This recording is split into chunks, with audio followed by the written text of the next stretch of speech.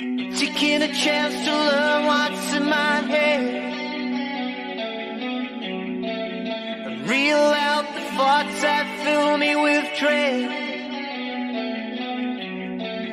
You die for me when I won't even cry for you.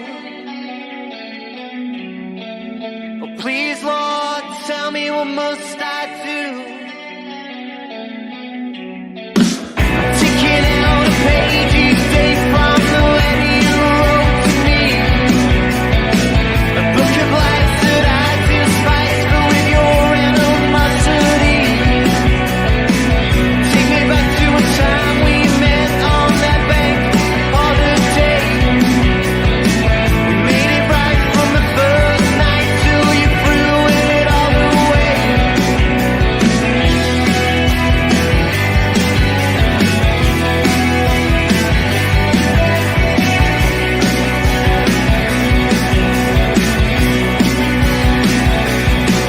Would you dance to make my grave when I'm gone? Or see me for that man that I've become? Would I see that you care when I'm in need of you the most?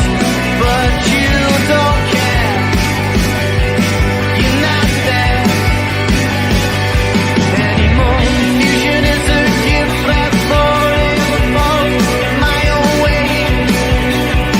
I'll never be so proud of that man I am today. Take me back to a time of our once happy days. Still you seem to ever haunt me with your condescending ways.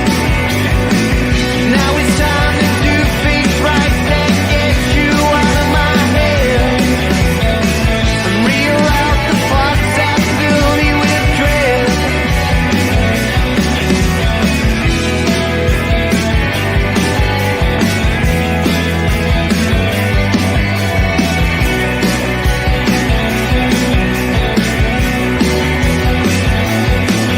Would you dance to make my grave when I'm gone? Or see me for that man that I've become? Or would I see that you care when I'm in need of you the most? But you don't care. You're not there anymore.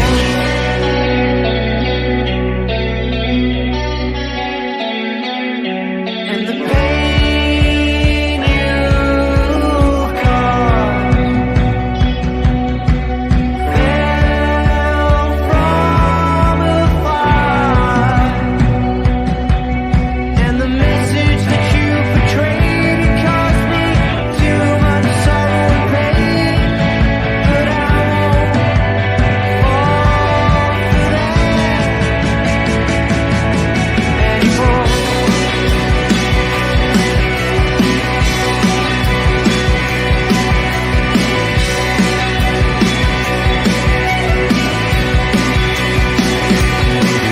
Would you dance to make my grave when I'm gone?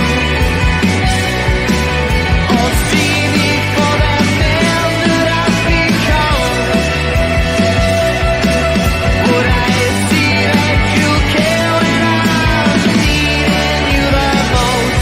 But you don't care. You're not there anymore.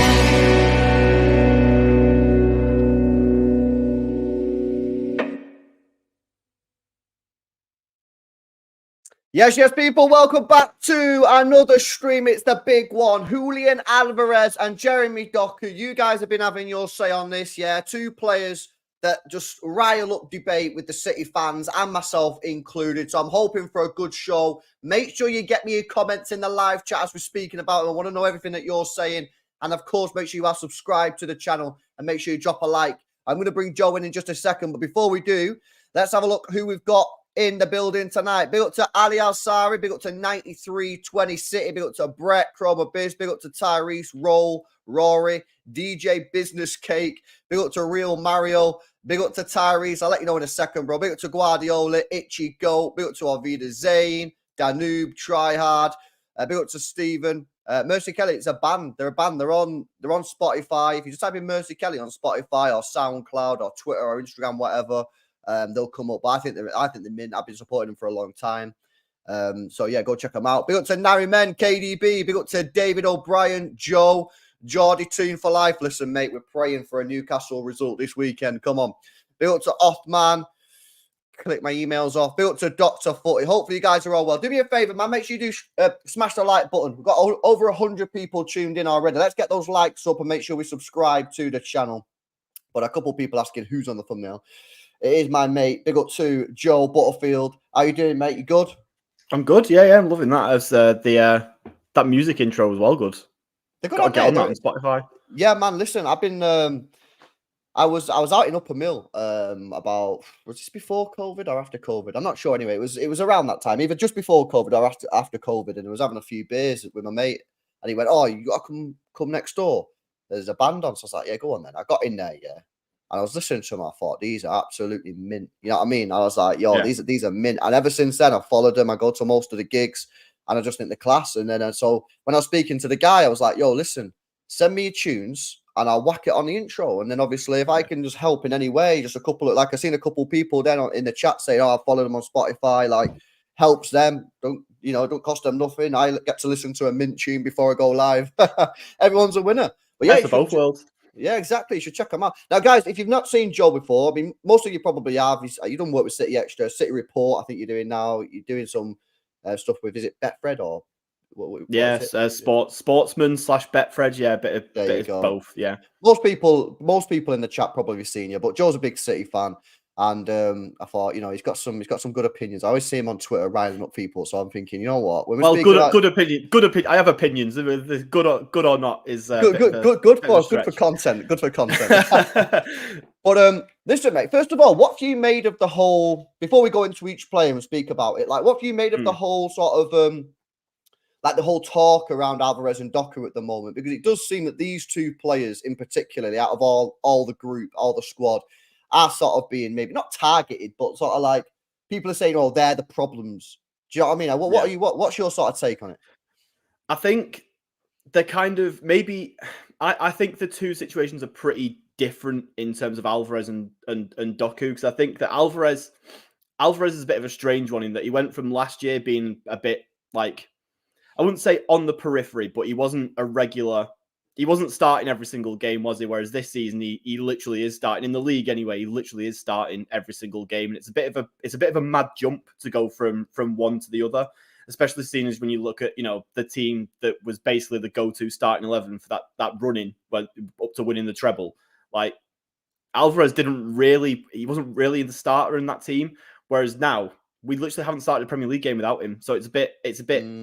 I don't know, but then obviously for so many games of the season, that's been fine. Like we having Alvarez in the squad hasn't been it hasn't. A lot of people have complained about it. A lot of people have had issues with just him being there full stop because he's a striker and not a midfielder. And I do understand that. I personally would probably rather see a midfielder in there if I was given the choice. But also, if you look at it as attacking output, you can't really have too many issues with it. I mean, the number of goals he's scored, the number of assists he's his goal involvements are kind of justifying him being there, especially with De Bruyne out for pretty much the whole season up to them. Because when we did see him start last season, it was when we were resting De Bruyne. He was kind of seen as like the alternative to KDB, just because he does have goal output, which replaces what you miss with De Bruyne. So obviously now, with De Bruyne coming back in, it's a bit, I don't know, it feels a bit like maybe this is the time where you can just give Alvarez a couple of weeks off, like Kev's back, like just let him do his role and let Alvarez just sort of sit out so the other midfielders can do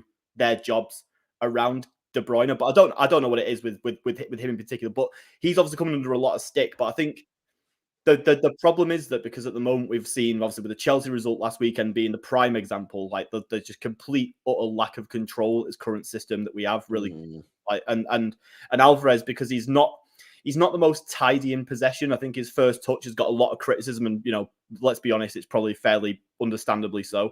It's not the greatest first touch I've ever seen in my life, but it's also, it is what it is. Like, at the end of the day, that's fine for the majority of the season. But I think when you're playing against these big teams, you need people who can really keep hold of the ball and look after it, and you don't want people who are just sort of, if you play a pass into him, it's bouncing off him and going elsewhere. And that's when Doku comes into the equation as well. Like, if you've got someone like Alvarez in midfield, for everything good that Doku gives you on the left, and he does give you a lot in terms of his pace and trickery. And if you've got a team that's playing 10 men behind the ball, what he can do against a low block is really, he's a chaos player. And when you've got an organized defense, you need a chaos player.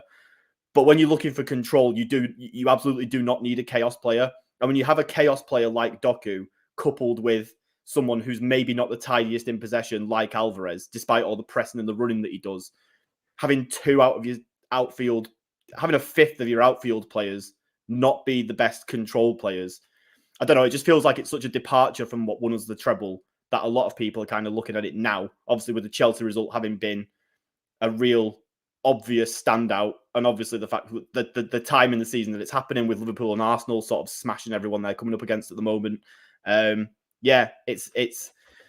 That's kind of the broad. We'll obviously get into a bit more detail about both, but I think that's kind of like the broad thing is that they're kind of suffering from the system that they're being put in, and I think probably more of that falls on Pep than the players individually. Well, this is where I sort of feel a little bit sorry for Alvarez in particular, and obviously I'm going to come into sort of his flaws before everyone thinks this is the Julian Alvarez Protection Society, because it's not. But I do feel a little bit sorry for him, because at the end of the day, you know what I mean? Without overcomplicating it, let's just keep it simple. He is a striker playing as an attacking midfielder. And as you said, the main problem that he's probably got is his touch isn't the best. So straight away, when you're playing against sort of low block systems, your touch, when it's been, because the chat will know that I don't really like, I call it pinball football, Joe. When the ball's just being knocked into the striker and they try to flick it around and all that. And if it comes off, listen, they look amazing. The goals are great, but more than often than not, it doesn't come off because it's so hard. I call it pinball football. You're just whacking the ball around. And when you've not got the best first touch, that probably doesn't help you. But it's interesting, isn't it? Because you mentioned his minutes. And if I bring up the stats here, in fact, on transfer marks, if you look at last year, so this is the whole of last season. He had a grand total. 2,500 minutes. That's actually more than I thought. I actually thought it'd be less than that.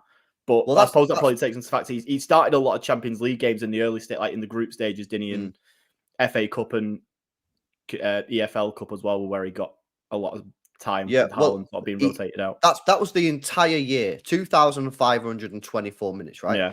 If we compare that to this season, we've still got a third left of the season, and he's already overtaken it. So he is being pushed much more into the front line here, and Pep Guardiola has put much more of responsibility. And if you just look at it on a stats perspective, I know much more goes into football than just stats, right? But look at the numbers that he's getting here: 15 goals, 11 assists. That's 26 in 36. He's been played out of position, and if you break that down by minutes per goal, which I'll do right now.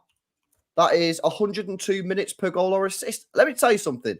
If this was a player, that we were signing, and we was being linked with him, and he had a goal involvement of 102 minutes per goal, and he was being played out of position, we'd be buzzing.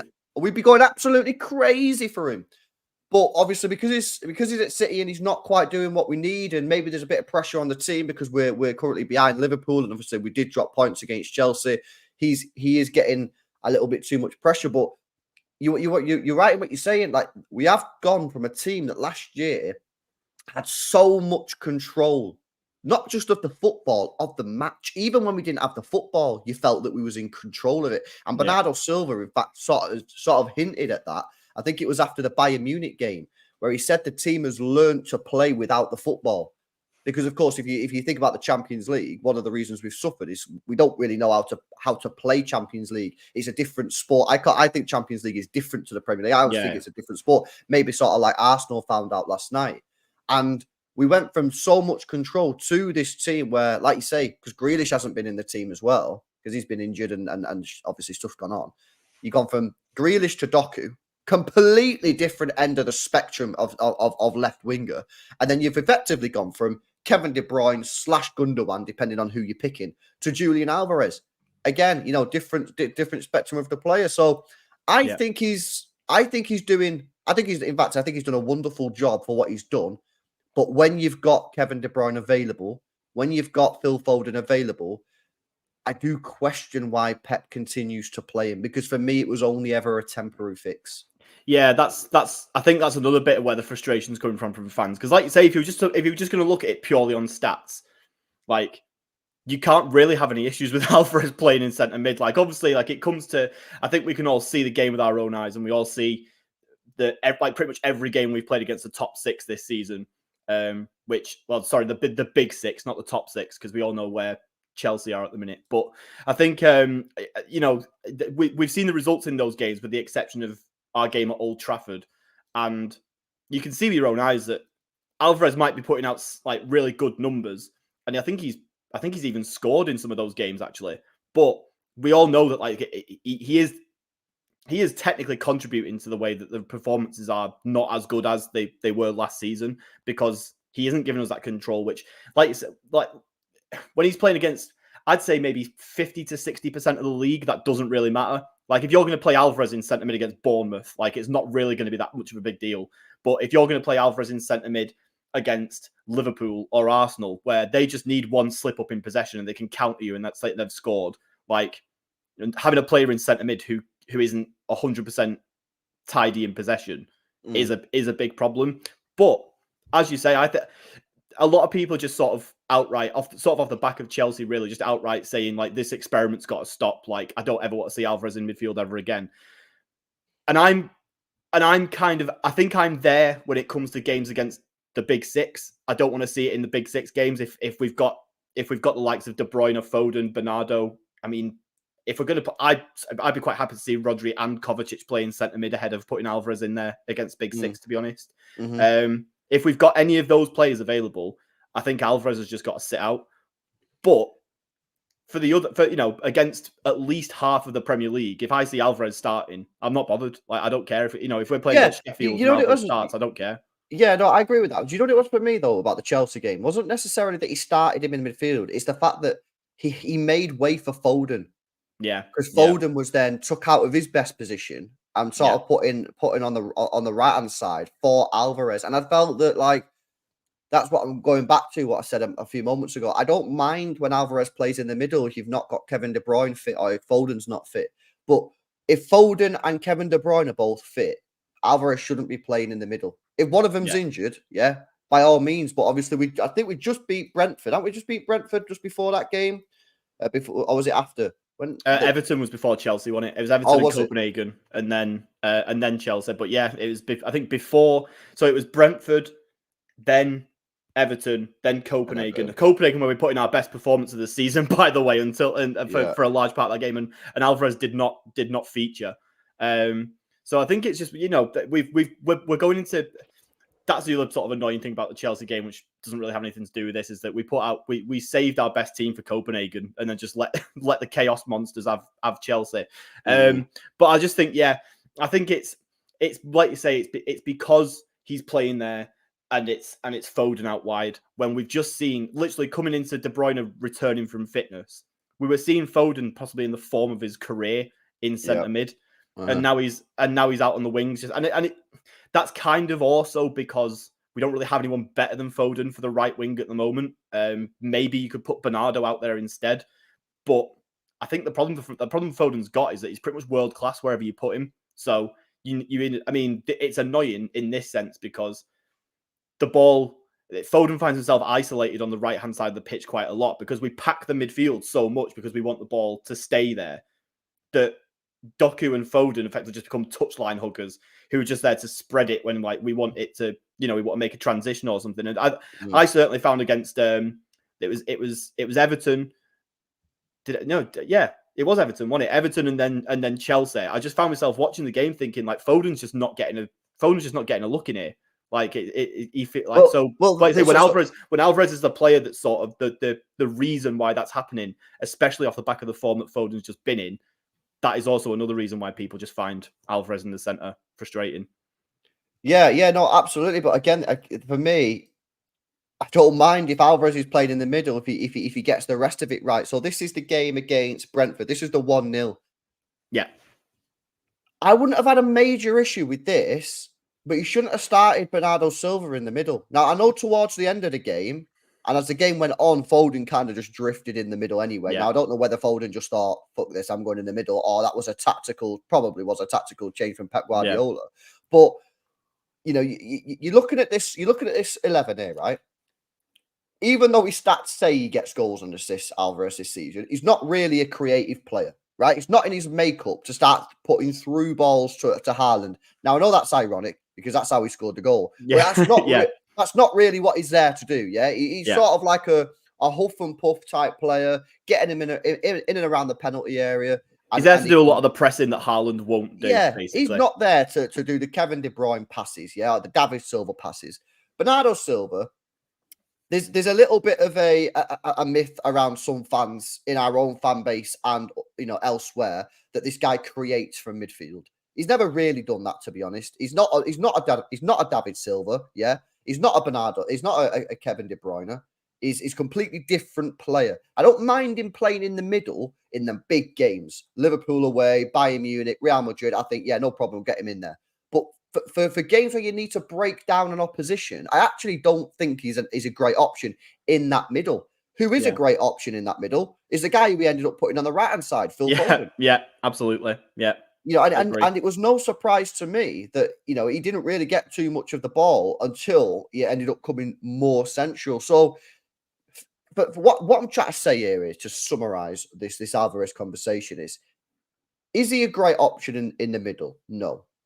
He's a temporary fix who's doing a decent job. But I personally believe that when he is getting most of the criticism actually should be going towards Pep Guardiola. Now, some fans will go, "Oh no, you can't criticize Pep Guardiola."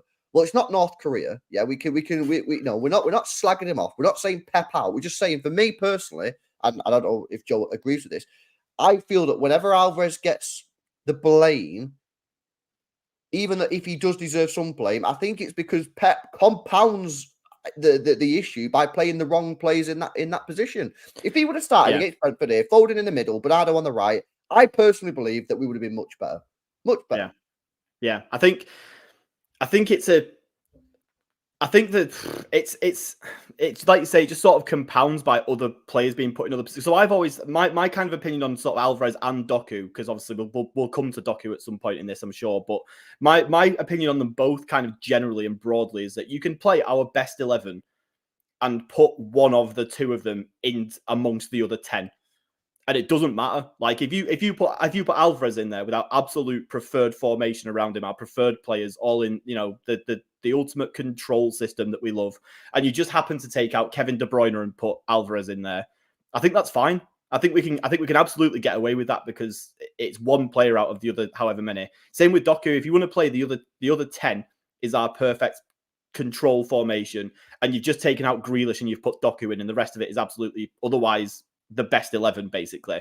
It's fine. But I think, like you say, it's when it comes to Alvarez in particular, you're putting him there, which means that you're taking Foden out of his best position, which means that then you're probably doing some other stuff elsewhere to sort of compensate for that otherwise on the pitch. And yeah, I think it's a bit of a strange one, really, because we're not just talking about one player who's just playing really badly out of form. We're talking about one player in a system which really isn't actually in the big games doing particularly well. I want to come back to there's a comment that the Noisy Neighbours lads put in here just a couple of minutes ago about sort of one of the reasons why Pep is ultimately sticking with Alvarez so much, and it comes down to sort of the loss of Gundogan.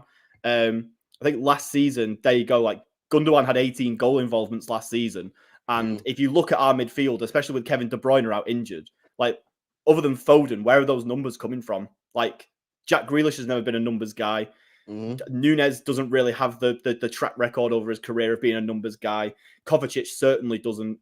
Bernardo, like you say, as much as he gets a lot of plaudits from non-City fans for being this like ultra creative, like attacking midfielder, he's not. That's not who he is. So really, you are just looking at dropping a striker into centre mid and just hoping that him and Foden as the two central players is as good as we've looked all season, really. That's your question. Sorry to interrupt you, bro. Do you think that actually it is literally that simple and some people are just like maybe overcomplicating it and not understanding it? That literally it is as simple as we lost Mahrez, goals and assists. We lost Gundogan, goals and assists. We've had no Kevin De Bruyne all season because he's been injured. Where are the goals coming from? Oh, you want me to play Kovacic in there? Well, he ain't going to get you too many goals or assists. Nor is Nunes, and obviously he's a new player that needs to find his way and was probably a bit of a panic buy. So it's just sort of like, I need goals, I need assists. I can't just rely on Haaland to score every single time. So did you think that it is literally maybe just that simple? I definitely think there's an element of that.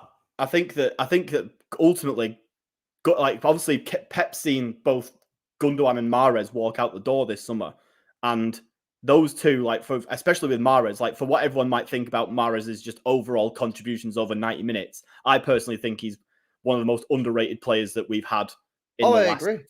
I can't believe people. I don't know if I'm going to call you out here, Jock. I don't know if what you said, but I was not one of these people who thought 25 million was a good price. I really didn't think. Oh no, absolutely not. I see people on Twitter saying, "Oh, it's the third highest transfer for an over 30-year-old ever. It's a great price." I said, "No, it's not.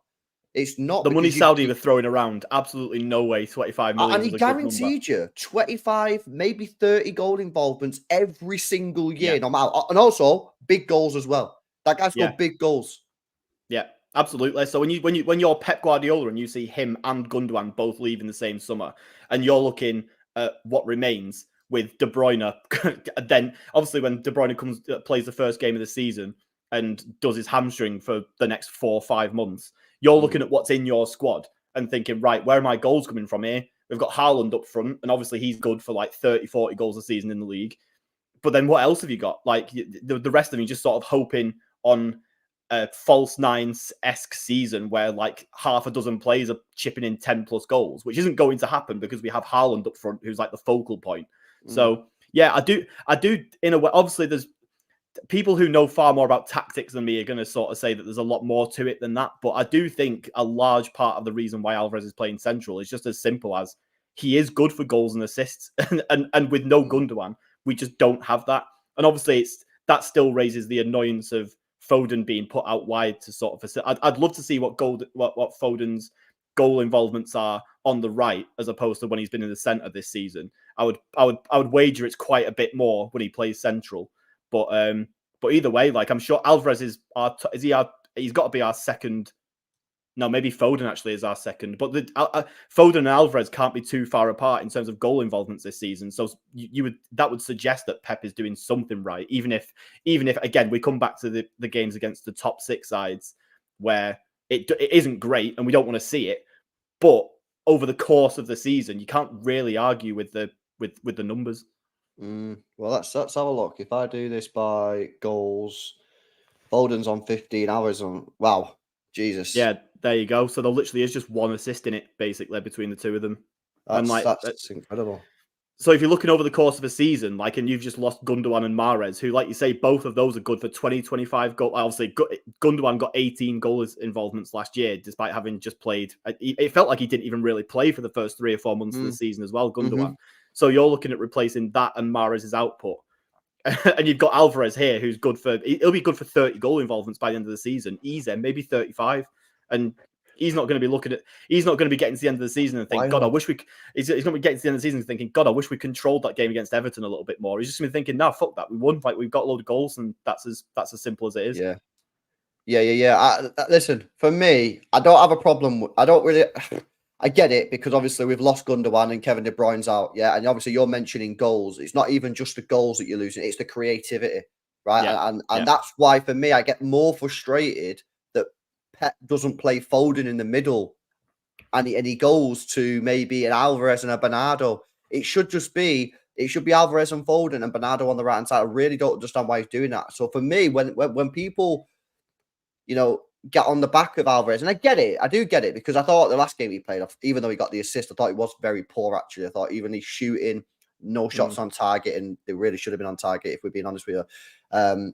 That's why it annoys me because it's like, oh, Pep, man, if you would have played Alvarez and Foden in the middle, because if you remember the game that we played against Luton Town away, Alvarez played a little bit deeper, and And we had Foden in the middle in that game for large parts. And I think maybe Bernardo, I think we kind of had 2 players in there. And it was great. And they were zipping off of each other. Yeah, obviously no Haaland. So Alvarez was playing sort of more of a false 9. He wasn't making runs in behind. It was great. Foden was in there. I think Bernardo was in there. But when Foden's on the wing and you've got Bernardo and Alvarez as your 2 creative players, it's not going to happen, man. It's really not. Big up to LB's coming with a chat, says Peeps needs to lay off Alvarez. The guy's been clutch this season. Listen, there have been games where maybe he's been poor, but again, for me, I think if Pep wouldn't have played the system that he did, and I'm not saying and I think he had alternatives. I don't think he was forced into those decisions. That's why I get for me, it's more on Pep. I think he would have played Foden in there with Alvarez. Alvarez probably has a better game, or people are not getting on the back of him so much. But the numbers are incredible. LB again says Doku can play right wing. That's his preferred position. Well, I seen him at Stade Rennes, and he did play right wing, and he was fantastic. And people tell me that his left foot is ass. Well, maybe I got on a mad game, but he had 3 shots with his left foot that day. They were all on target. They were good shots, so maybe it was just a fluke game. But we've not seen too much of Doku on that right side. Let's come on to Doku a little bit, actually. And what have you made of his start to City? Because it's been a bit weird, man. Like people say his first game that he started, I think it was maybe Fulham. He had he was a bit shy. I didn't think he was shy at all. I thought it was okay. Then he sort of went out onto the left-hand side. He had that great game. I think it was against Bournemouth, was it? Where he got 5 goal involvements in a single game. But people are not happy with his output in terms of his final ball. They think it's pretty poor, which maybe he could work on. But I don't know if you've seen there was a video, someone did a compilation of Doku, all the chances Doku's created this season, and some of the finishing is absolutely abysmal. Then you've had question marks about his work rate defensively. That obviously we've seen Pep Guardiola scream at him, I think, at Spurs. What's your sort of take on Doku been this season, bro? So I think that Doku is, for a player who's just come into a winger in particular, who's just come into a Pep Guardiola system, he's doing incredibly well. Like at this point, normally we saw what Grealish's first season was like. He didn't know what he was doing. Like it took him until about halfway to 2/3 through the season to really sort of come to terms with the idea that he didn't just have to give the ball to Kevin De Bruyne every time he got it. Like he had to get comfortable in that. And I think give credit to Doku. Like he's certainly got comfortable with the idea that he can take on some responsibility and just sort of run at defenders, and he doesn't have to necessarily just give the ball to the more senior players around him all the time. So in that sense, it's good. But I am absolutely one of the people who does not like his final ball and his output, because I just think that he's a really exciting player to watch. So I suppose if you're someone who's just like, look, I just want to turn up and watch some good football, then Jeremy Doku is like the kind of player that you must love to watch, because at the end of the day, what he does gets people out of the seats. Like it's just watching him rinse a fullback is wonderful. Like, was it Burnley or was it Everton? I can't remember which one of the two. It was Everton, where he just sort of like he goes past one player and he does some mad skip and just sort of like jumps over the second one with a slide tackle, and he gets to the byline. And it's just, that itself is just mad. Like no one in our squad can do that, and it's really unique, and it's a good thing to have.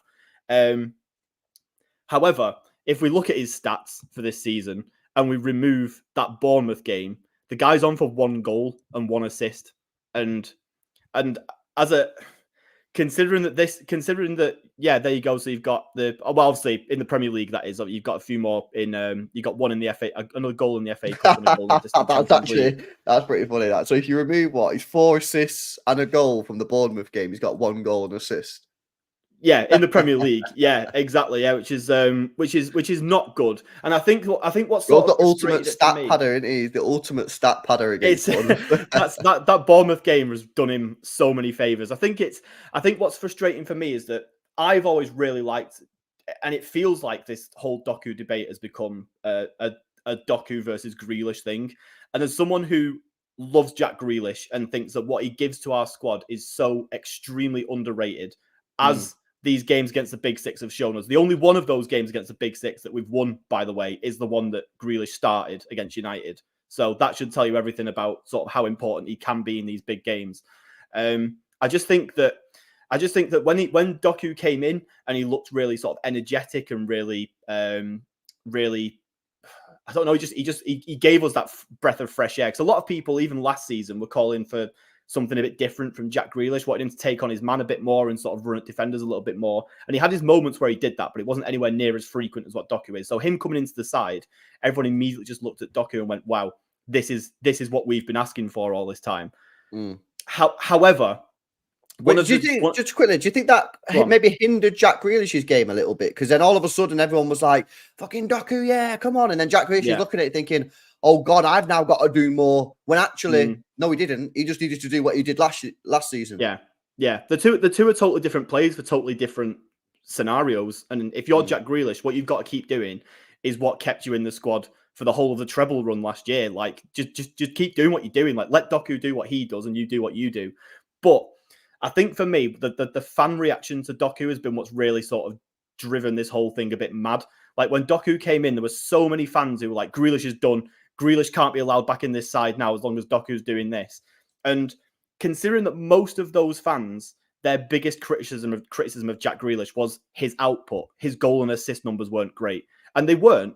Like, I'm not saying like Jack Grealish was not putting out world-class winger goal contribution numbers, and you can find a compilation of a lot of balls that Jack Grealish has put in the 6-yard box for Haaland that he's scuffed and for other players that he's missed. Like every winger has those compilations, but I just think that people who really like Jeremy Doku are not talking about the fact that he only has 1 goal and 1 assist this season outside that Bournemouth game in the Premier League. Like that's very true. They're not. like that is bad. Like no matter what way you look at it, he can still it can still be true that he is having a really good season for a winger in his first year in a Pep Guardiola side, but also putting out shit goal contribution numbers. Like those two things can be correct.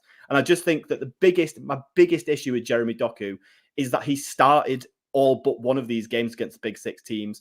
And the absolute last thing that Jeremy Doku is good for is control. And this kind of comes back to a bit where Alvarez comes into it as well, where it's just in these games, we need to keep hold of the ball and we need to control it. And we need to make sure that the opposition, their counter-attacking opportunities are limited. And against Chelsea, that was absolutely not the case. And so many of their counterattacks came down Doku's side of the pitch.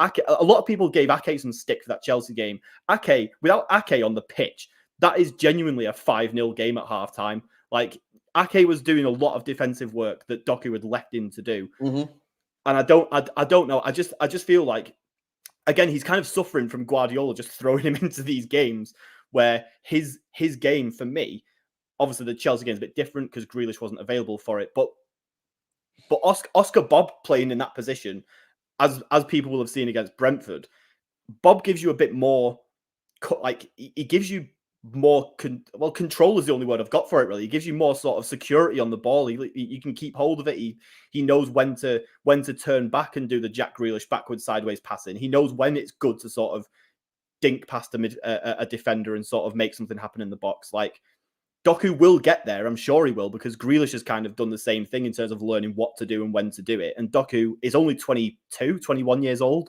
Like, he's got all the time in the world to learn how to do it. I just think that with Doku, a lot of City fans rated him right up there very, very early. And now it's getting to the point of the season where he's looking quite culpable for some of these bad results against the top 6 teams. Everyone's suddenly having to look at themselves and just go, oh, hang on, maybe he wasn't actually quite as good as we thought he was. But not that he wasn't as good as we thought he was, but maybe he wasn't the second coming of Christ that we all thought he was when he turned up at Manchester City.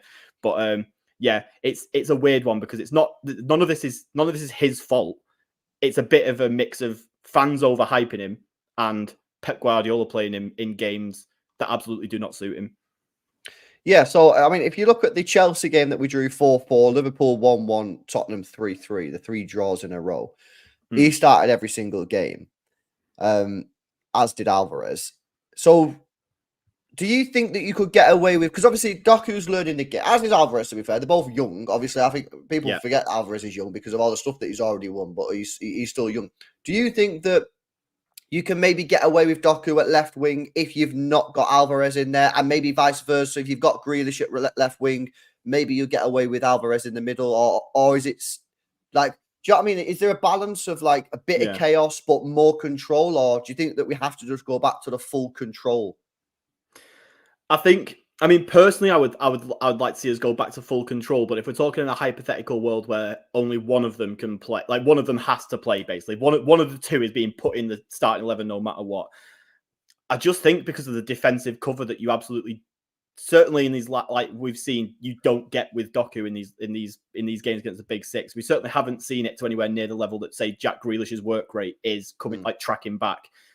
Like that, like those, like you can't leave your wings exposed when 99% of the counter attacks that we concede are people going down the wings, because Kyle Walker's usually hugging their byline, and often in these games, like Gvardiol is kind of doing the same thing on the left hand side as well. So if you lose the ball and you've got a winger who's not willing to track back, then you're already like you're immediately on the back foot on I mean, counter attacks are already bad for us because we play with such a high line. But when you've not got a winger who's going to do the running back and cover for that, it's even worse. So I think realistically, you can I would think that you could get away with Alvarez in the middle more than you can get away with Doku on the left in these sort of Big Six games, because Alvarez does track back. Alvarez does do a lot of hard yards, and Doku just for my money just doesn't do it.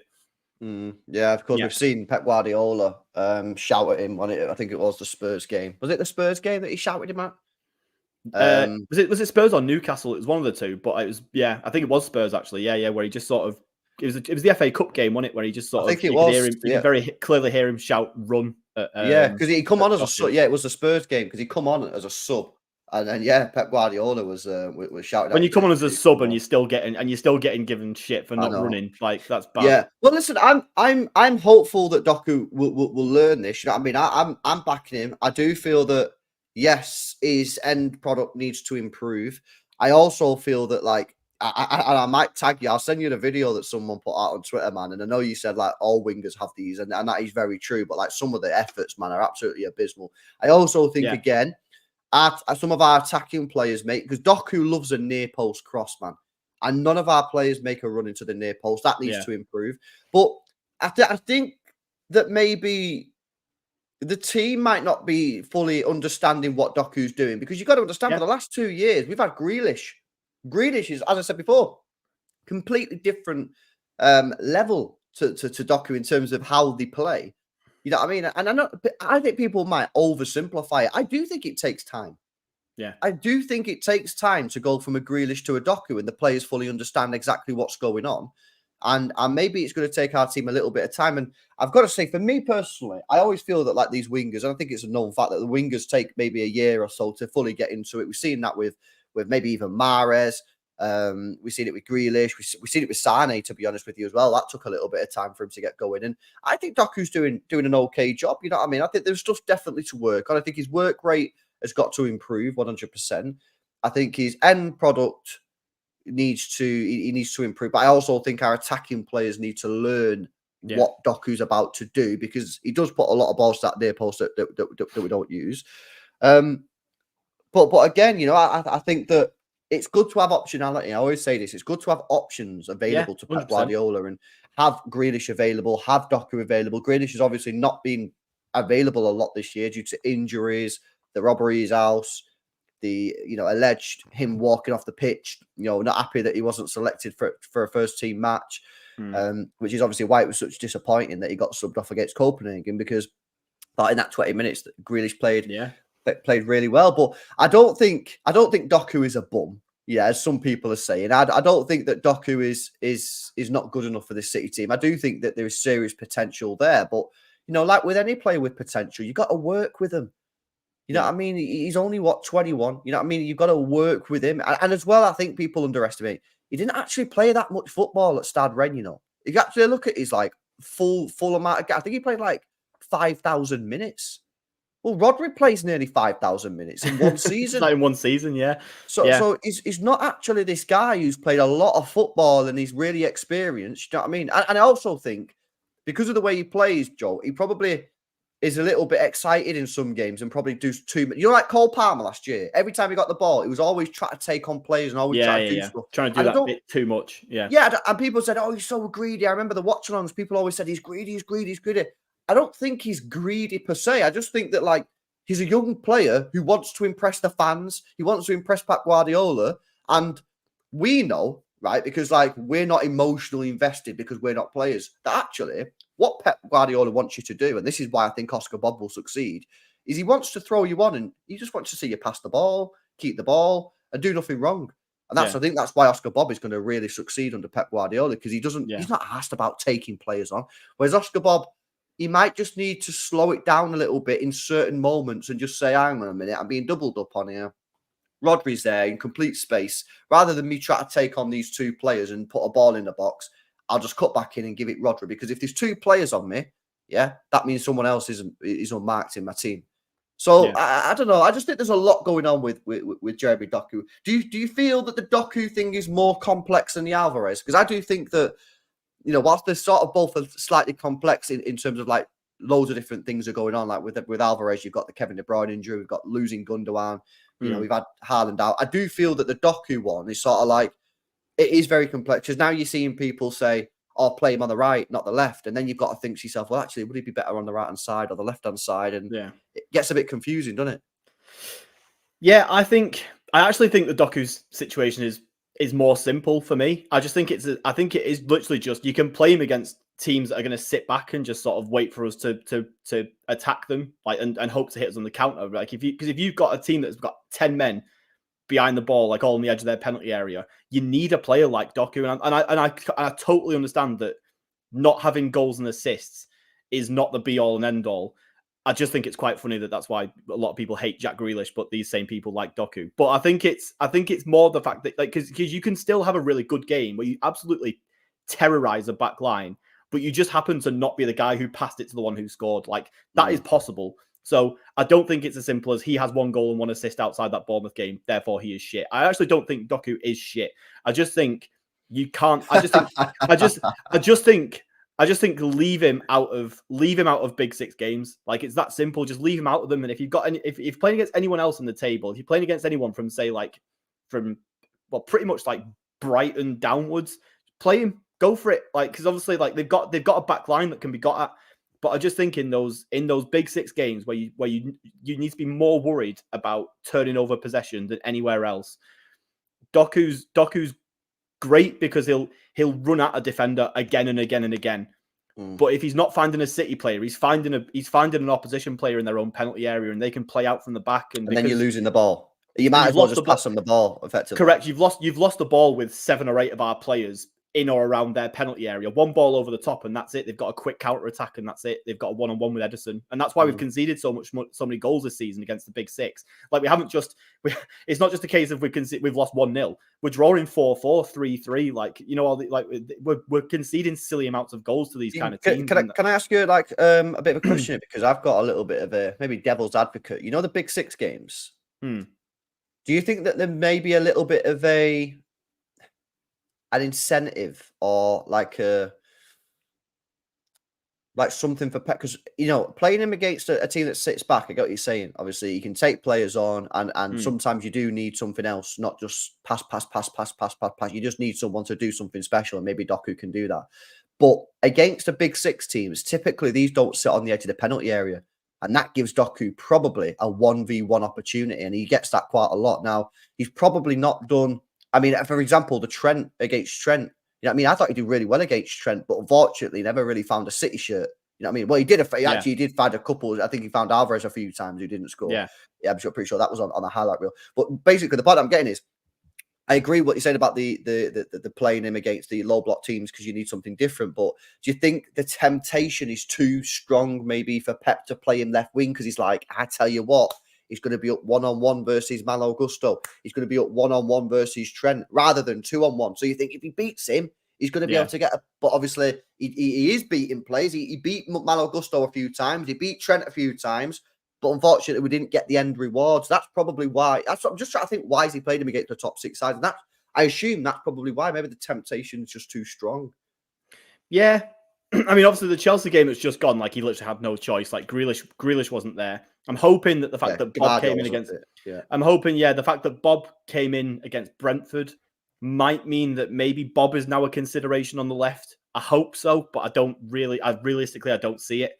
But I just think... I think it is. I think Pep might have realised I hope that Basically, Chelsea was going into this March. I really hope that Chelsea has been the game that's sort of given Pep that wake up call. I think it is. I think it is. I think Pep's been playing Doku in these top 6 games thinking he'll beat the man and he'll Yeah. put the ball in and we'll get goals.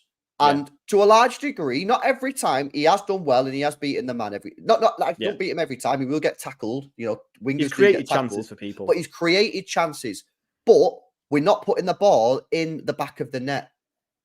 So, like you say, at the end of the day, whether you have a shot that goes over the bar or whether he gets a cross in and it ends up with the defender, you're losing the ball essentially. Yeah. And I think maybe obviously at the Brentford game, maybe he's just gone, I cannot continue to play in there whilst we're not bagging these goals. Now, like I say, maybe when Kevin De Bruyne's fully fit and he's back in there and Foden's in the middle, you've got them 2 midfielders getting into the box. And this is why I criticise our midfield not making those near post runs, because Doku does do a lot of near post crosses. Maybe when that happens, maybe we'll put him back in for the big 6 games. But I do see, it would not surprise me. So for this weekend, for example, Bournemouth, would you go Doku or would you go Bob? Because they're not really a team known for sitting on the edge of the box, are they? I mean, typically they try and play football, but no, realistically, I think that because of what Doku did to them last time, he's absolutely going to play in it. Like, there's no way that you can't not play Doku against the team that he's got. He's got like 90% of his goals and assists for this season. Like, I absolutely wouldn't blame him for that. And I think that Bournemouth is the kind of game where you can do that, because I don't think the Bournemouth's game isn't really about counter attacking. So I think realistically, Doku's more the kind of player who you can afford to play against them when, like, say Everton, for example. Like, he was great against Everton because we all know that Everton have not got a fantastic counter attack going the other way. Like, there were a stodgy Sean Dyche team that turned up and just wanted to not lose. And games like that, Doku can just have like no problem, because realistically, every time they got the ball, they just hoofed it long to Dominic Calvert-Lewin and just hoped that he'd make something happen as a target man, and it never happened. And it was as simple as that. But obviously, like, they've got Solanke and stuff going the other way. They're a bit more dangerous going forward, but they're not really like a slick, fluid, quick counter-attacking team, are they? They're more like they're a bit more. Try to play a bit of football, don't they? They try and play. They're a bit like what they were like under Eddie Howe. They just like they play a bit of football that goes the other way, and that can leave them a bit exposed, as it did when we absolutely smashed them last time we played against them. So I think that is the kind of game that suits Doku quite a lot. But I think if we see Bob start again, then that maybe says a lot about the kind of system that Pep wants us to move into in this running. Because I think if he wants us to start playing controlling football, then you've got to start playing your controlling players, like, no matter what game it is. Because otherwise, if we're going from playing chaos ball to control ball like every other game, like not really settling on a particular system, then the players aren't going to be like. Imagine we get to say we get Madrid in the next Champions League knockout game, and they're going into it off the back of like not really knowing, like, playing a different system every game going into it, and they don't like the reason why the treble run was so. We just went into just like win mode for the last 2 to 3 months of the season because we had a system and we settled on it, and that was it. We just played it for the rest of the season then, and it doesn't feel like we've done that. And I just hope that this is the time of the season. I think it's been pointed out that this time last year we'd had that draw against Nottingham Forest, like just before, like the one after the Arsenal win, where it looked like we just kind of thrown those points away all over again, and like that. And we looked at, and we were all looking at that thinking like what we're doing here. Like we've just got this lead over Arsenal. We've just clawed these points back. And that was where you played Bernardo left back in that. Yeah. And so we've got ourselves into a position now where this is around the same time of the season where I think after that he sort of clicked into that Rico Lewis / John Stones moving into centre mid. That eventually became just John Stones moving out of centre back into centre mid, and that was it. We were sorted for the rest of the season then.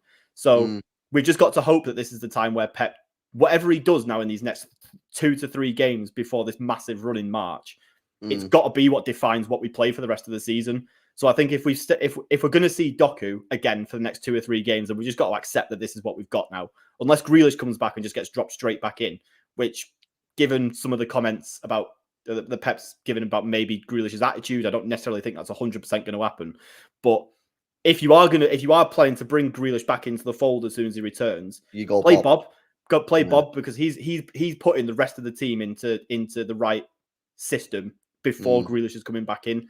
So yeah, personally, I would like to see Bob come in because I just think that what he gives us is much more rounded than what Doku currently gives us. But because it's Bournemouth and because of what Doku did to him last time, I'm 100% expecting Doku to start again. I don't necessarily really have any complaints about that. Yeah, no, I could. You know what's crazy is we play Bournemouth, yeah, on the 24th of February. Last year we played Bournemouth on the 25th of February. Wow. And that What was the the odds? first game. Yeah, that was the game after Notts Forest where we drew. And then we won every single game in the Premier League until we won the league. And then obviously Brighton and Brentford, we kind of just fucked it. But yeah, we drew that game that you're speaking about then, the Forest game. Yeah. We drew 1-1. That was on the 18th of February. And then the Bournemouth game. Let me check the formation and the team that you put out that day. The one I find mad is always like that Liverpool are going into another final day against Wolves. That we're in a title race with them. Like it's just out what like the whatever machine it is that's aggregating these fixtures has got some bugs in it because it's doing the same thing too often. Yeah, it is. The system that he played against Bournemouth was Rico Lewis going into midfield. Yeah. He rested De Bruyne and Bernardo Silva that day, but he didn't do nothing weird. You know what I mean? There was no sort of left back Bernardo Silva, and he settled on that formation. And of course, that formation was the one we played. Obviously, personnel change maybe here or there, but yeah, that's kind of strange.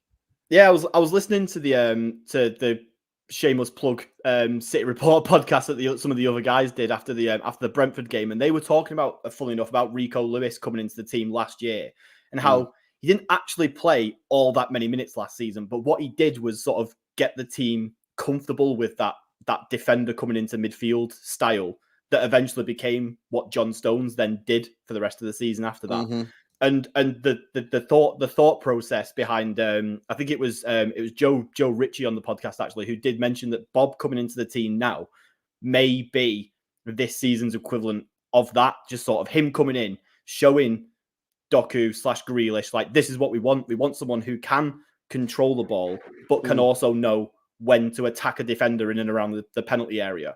Someone who's coming in and just sort of doing the best of both. He's not exactly a world-class player already, but he's coming in and doing what Pep wants. And in a way, him being on the pitch is showing the senior players effectively, this is what I want you to do.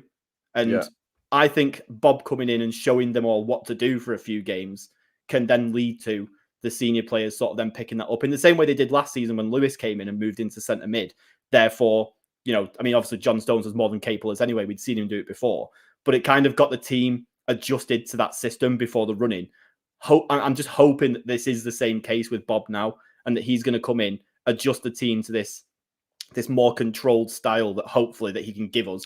It has to be, Joe. And that's it. It has to be, bro, because if you think about it logically, why would he drop Doku? Unless he's looking at Doku and going, you're ass, mate. Yeah, like I've got to drop you because you're literally ass. Cheeky. Phillips first, now Doku. Like, stop buying me things. Like, unless Pep's thinking to himself, the guy's crap, yeah. Then it has to be right. I'm putting Bob in there, not because I think Bob's 10 times the player of Doku or whatever, or because Doku's crap. I'm playing him because the running's about to start, and when the running starts, I'm going back to Grealish. I can't play Grealish now for reason 1, injured. Reason 2, storming off training because he's not been picked. Reason 3, personal problems. You know what I mean? But ultimately, Pep trusts that Grealish will eventually come back into the team, and therefore I need to build the system because obviously that's the best thing you want to do as a manager. You want to build a system where if a player gets injured, no problem. You can take the player out, put it to someone else in. The system remains intact. And now, like you say, maybe now he's going to that system of control, and therefore he has to go to Bob. Until Doku learns that, he has to go Oscar Bob. And then when Grealish is there, Grealish will come in. It's certainly interesting. Just before we wrap up, in fact, big up to Sad before, by the way, for the raid, the football corner. Thank you very much for the raid. Big up to LB with another super chat. He says, Bournemouth having nightmares about Chef Doku. Obviously got 5 GA in the last one. Let's see what he does this weekend. Could do with another 5 if he starts. Big up to Noisy Neighbours says, Big Six, who's big besides us? Oh, that's going to get the... that's a bit of bait, that, isn't it? Jim Ratcliffe says that we're the biggest and the best, so... Yeah, what's he Certainly not cooking up United. there? That's some sus behaviour from Jim Radcliffe. Why is he? Sus Why is he behaviour, absolutely. well, why is he being nice to us all of a sudden? I don't know if you've seen my tweet before. I quoted Asan because Asan said we have an ally in the boardroom, and I said no. In this world, there are no enemies or friends, just interests. Anybody who thinks that a Manchester United owner is an ally in the boardroom is, yeah, that's an interesting opinion. I don't see how anyone can believe that. Nah, absolutely not. Big up to Tone says with a super chat said, I think our best 11 is the one that we put out in the in the Copenhagen game. Only game that we that didn't give me a heart attack. It's true. Yeah, I mean we started well. Before we wrap up, let me just get that starting 11 up, and then we can see. I think it was literally our treble running team. It was. I'm sure it was Walker, Stones, Diaz, Ake, Rodri, KDB, Bernardo, Foden, Grealish, Haaland. I think off the top of my head. That's a good memory, bro. That is. And obviously Grealish goes after 20 minutes. We're all buzzing because we've got our fully fit squad back. We're like, oh, yeah, this is it now. Title charge begins here. Then 20 minutes later, Jack Grealish tweaks his groin, and that's it. Game over. Yeah, I mean, Tone's absolutely correct, or Tone Least. I don't know if it's obviously if you say the same thing. You're absolutely right. That is probably one of the best we played all season. That first 20 minutes. And it's quite funny because when Doku come on, I still think we played well even when Doku come on, but there was a little bit less control of the game when Doku come on. But that there's defo the best team that that's what we all want. That's the dream. Like men dream about one thing, and it makes me sick. And it's this starting 11 for the rest of the season. Yeah, no, absolutely. Let's see. Well, we need to get who's fit out of this. He's fit. So I think another problem that we've got is that this obviously not to stay on this too long because we're wrapping up, but John Stones isn't the same. He's not in that same form of fitness that he was last season when he was just good for the running. You can tell, can't you, that he looks slower. He looks like he doesn't trust his body to go into a full sprint at the moment. Like he's easing into that. And unfortunately, Pep's solution to that is to just stick a Kanji in midfield, which again, you've got to sort of keep the team used to the system. But there is obviously a noticeable drop off when you're already playing with Alvarez in the middle as well. Putting another person in the middle who obviously isn't as comfortable with it as the rest of as our best 11 kind of compounds that problem as well. But yeah, we need Stones to get back in. Stones is definitely either A, being saved or sort of told to chill out a little bit when he's playing. Yeah. Right. And basically he's been told that because he's like, right, when we get to March, April, May, that's when we need to trust your body and you need to go for it. Or he's either just not quite fit and he's just building it up really, really slow, or he just doesn't trust his body and he's not doing what he should be doing because he doesn't trust his body, which you do see sometimes. I'd like to believe it's the first one. In fact, I think it is the first one because there's a couple of games where we've seen Stones play and he's not pushed into the middle. And it's like, well, wow. And I think Pep's probably saying, well, we don't really need to push into the middle for this game. We should get away with it. Because something that I've said quite a lot is that midfield position for John Stones is probably the worst possible position you could play him in, fitness-wise. Because the guy loves a hamstring injury, and you're telling him to sprint around in midfield. It's like, last year, how many times did he pop up last season at the edge of the opponent penalty area, just doing some center attacking mid things? You kind of want him. I bet the physios are like, you need to drop this obsession with playing Stones in the midfield. Because every time he sprints forward, they're probably cringing. But listen, guys, we are going to wrap up. Make sure you have smashed a like on the stream if you have not done so already. Let's get the likes up. Over 200 people tuned in. Let's get those likes to at least 200. Make sure you subscribe to the channel. If you are watching this back on the replay, by the way, feel free to give us all your comments down below. I'll check out what you're saying. If people have just joined later on, basically, we just slagged the players off for an hour. We're crap. Yeah. We're not going to win anything. The Doku agenda is real. Yeah, the Doku agenda is real. No, but what we've established is that maybe Doku just needs a little bit of time to develop. Yeah, to summarise, Doku needs a little bit of time to develop. He's only young. He's not played that much football, and he might just need to learn a little bit more of that calmer ball. And maybe Pep also needs to learn that maybe he can't get away with playing him in the top 6 games right now until he's learned that. Alvarez is doing a great job, but sometimes negatively impacts our team. However, again, you can look at Pep Guardiola and his team selection. Is Pep Guardiola making the right team selection when Alvarez is playing? Probably not, in my opinion. But at the same time, that Alvarez thing is clearly a temporary solution because Kevin De Bruyne's been injured. You might want to, we're not spoken about this, I won't go into it now, but you might also want to look at our recruitment in the summer. Probably less than ideal, buying Kovacic, who doesn't score or assist, and Nunes, who's a great player. I don't really understand what he's here for, though, my personal opinion. But yeah, Joe, man, thanks for coming on. What are you doing these days, man? What podcasts are you on? Because I see in your bio you got quite a lot.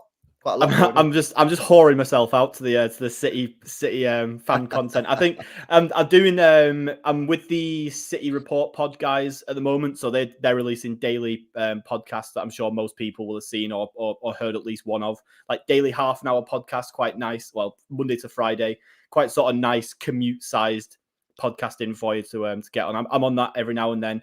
I'm writing for City Extra again this year. I've not been able to do it the last couple of weeks actually because work has been absolutely mad. But so yeah, it's just bit of that, bit of if you do any bets with if you see anything on Betfred next week, I'll be doing a podcast with them in the lead up to the Manchester derby.